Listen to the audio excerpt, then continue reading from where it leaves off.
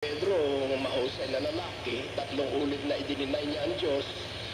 But let it be the hidden man of the heart, in that which is not corruptible, even the ornament of a meek and quiet spirit, which is in the sight of God a great price.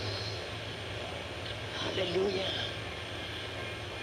Ano ang sabi? In that which is not corruptible, sa bagay na hindi nasisira, at yun yung ornament, yun yung parang pahiyas. At ano ang pahiyas sa paningin ng Diyos?